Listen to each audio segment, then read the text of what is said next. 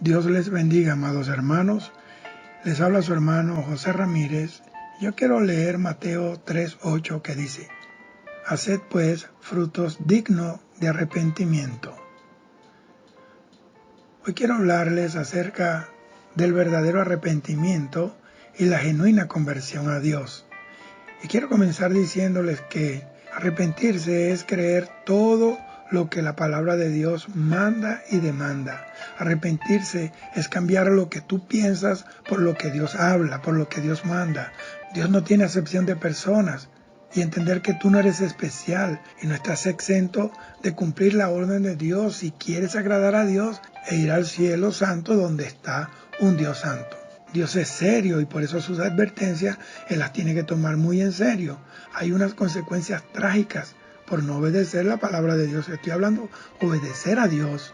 Endurecimiento de corazón, ceguera espiritual, caer en el engaño de Satanás, ser llevado por doctrinas erróneas que aunque parecen buenas terminan lejos de la verdad. La falta de discernimiento, de distinguir la verdad de la mentira, el bien del mal, lo que es del alma, de la emoción, de lo que es del espíritu. Los que Dios toca son tocados en el alma, por eso usted ve que lloran, pero no cambian. Se quebrantan, está muy bien, pero cambia su forma de pensar y de actuar. Entonces es un error que cometen muchos, es decir, fulano se convirtió tal día. ¿Tú qué sabes de eso? Lo único que tú sabes es que pasó al frente, está bien, que hizo la profesión de fe, está bien, se bautizó, está muy bien, eso es lo que Dios manda, pero la conversión se ve por los frutos. Mateo 7:16 dice, por sus frutos los conoceréis. Yo tengo más de 35 años predicando la palabra de Dios por el mundo y lo más que he visto, personas que tienen años en las congregaciones, pero nunca se les ha visto un cambio que evidencie que hay una vida y una relación con Dios. Y la tragedia aquí es que muchos se creen convertidos porque han sentido algo. Esto no es cuestión de sentir, esto es cuestión de fe y de un testimonio que dé evidencia de que somos de Dios. Reciben los dones que Dios da, pero no están convencidos de estas cosas decisivas para el alma, que la palabra de Dios es verdad siempre, que el juicio de Dios es seguro siempre, que la paga del pecado es muerte siempre, y la manifestación de la muerte espiritual son estas. Los ojos comienzan a oscurecerse, los oídos van perdiendo la capacidad de oír a Dios, la mente se nubla, el corazón se endurece, sus pies ya no andan en santidad y se van alejando del Señor, que se apagan tanto hasta negar al Señor, así como Pedro, el apóstol verdadero del Señor, lo negó 3 veces.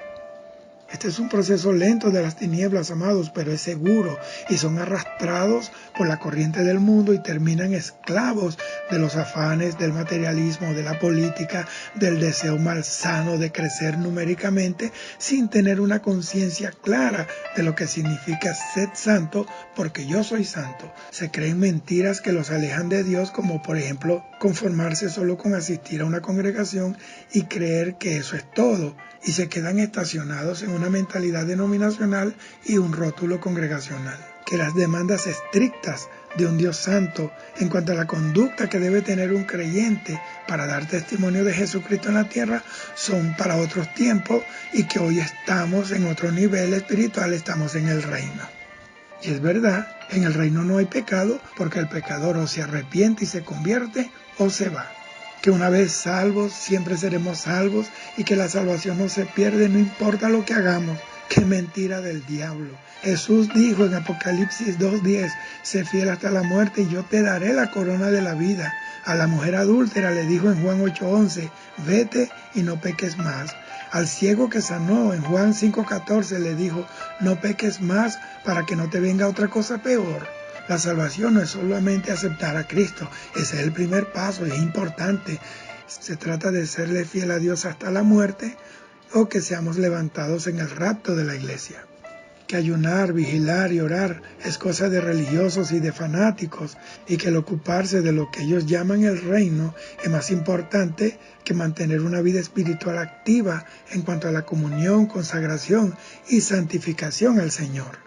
Y lo más peligroso es que los primeros que están abandonando estas disciplinas del Espíritu son los principales de muchas congregaciones y muchos ministros que suben al altar sin estos nutrientes del Espíritu, y por eso hoy tenemos una iglesia tibia, fría, floja, raquítica, anémica y sin poder espiritual para derrotar las tinieblas que están arropando al mundo, las familias, la juventud, los matrimonios, los gobiernos y nuestros pueblos.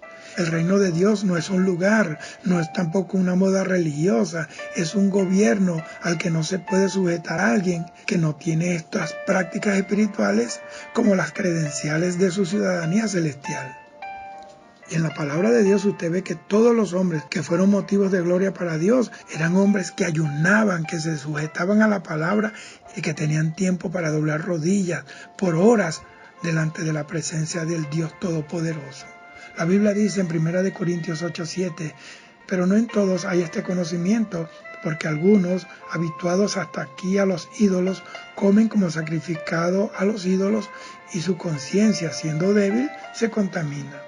La conciencia es un monitor moral que Dios instaló en el espíritu del hombre. Un verdadero convertido en Cristo toma la palabra de Dios como su órgano vital y las cartas de los apóstoles como el incuestionable mandato de Dios. Proverbios 7:2 dice, guarda mis mandamientos y vivirás, y mi ley como las niñas de tus ojos. No puedes interpretar la palabra de Dios a tu manera y para tu beneficio. Segunda de Pedro 1:20 dice, ninguna escritura es de interpretación privada. Esa es la causa de que hayan surgido otros evangelios y la apostasía. Y por eso hay creyentes formados a la manera del hombre, de la organización, y no a la manera de Dios.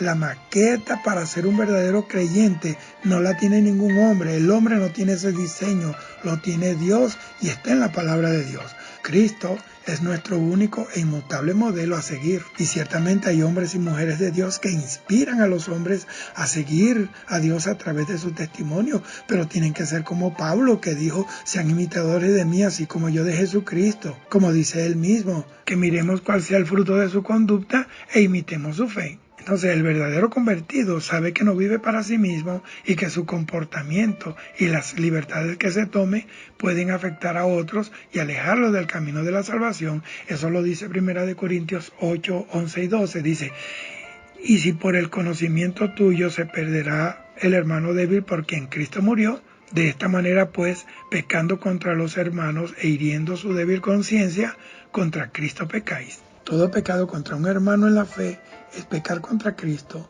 Hay tantas personas que saben que están cometiendo pecado y que por ese pecado están causando tropiezos, pero se quedan tan tranquilos como si nada y sin importarle el hermano que es débil, que está cayendo, y los inconversos, cuando ven esas malas conductas, sus corazones son endurecidos.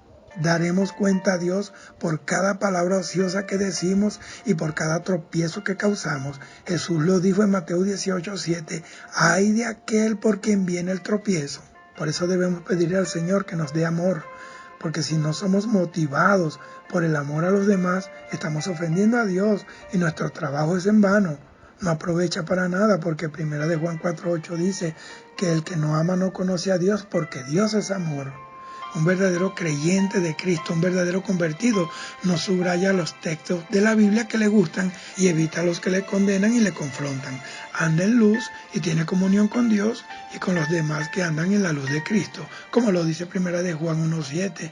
Pero si andamos en luz como Él está en luz, tenemos comunión los unos con los otros y la sangre de Jesucristo su Hijo nos limpia de todo pecado. Así que el que peca voluntariamente no es de Dios ni le ha conocido y se está engañando a sí mismo. Que el que tiene a Cristo tiene la vida y esta vida nos guarda del pecado y el maligno no le toca. 1 de Juan 3, 9 y 24 dice, todo aquel que es nacido de Dios no practica el pecado porque la simiente de Dios está en él. Y no puede pecar porque es nacido de Dios, y el que guarda sus mandamientos permanece en Dios y Dios en él, y en esto sabemos que Él permanece en nosotros por el Espíritu que nos ha dado. Entonces, ¿por qué hay tantas bajas en el ejército de Dios? ¿Por qué hay tantos que han comenzado bien y terminan mal? Bueno, simplemente porque la palabra de Dios no cayó en buena tierra, no se han arrepentido de sus hechos y más aún, no se han arrepentido de su forma de pensar. Piensan lo mismo, el corazón no ha cambiado. Han sido tocados pero no cambiados. El egoísmo sigue siendo la regla de su vida. Lo que yo creo, lo que yo digo, lo que yo establezco y lo que yo digo es. Y lo que no es como yo digo no viene de Dios. Porque yo soy una representación exacta de la voluntad de Dios en la tierra.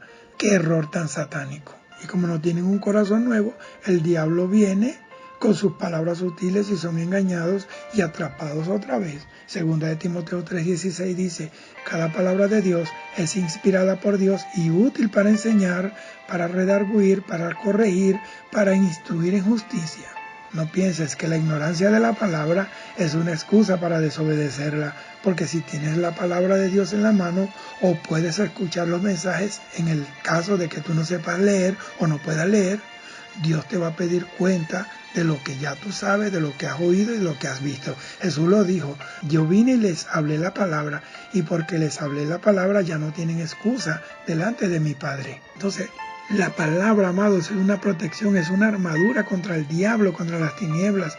Las tinieblas son las mentiras que el corazón inventa y tiene que ser limpiado por la palabra de Dios. Si tú eres un creyente convencido de corazón, vas a estar agradecido a Dios por quienes te corrigen, te avisan, te exhortan, te reprenden, teniendo por supuesto testimonio y moral para hacerlo. Pero muchos, en vez de recibir la palabra de Dios y convertirse, son los que siempre se enfadan, se enojan, se ofenden y se apartan. Y lo peor es que arrastran a los inestables e inconstantes con ellos. ¿Por qué? Porque su orgullo se ofende con facilidad, porque andan en la carne y en vez de negarse a sí mismos, van siempre defendiéndose y resistiendo al Espíritu Santo y abriéndole las puertas al diablo.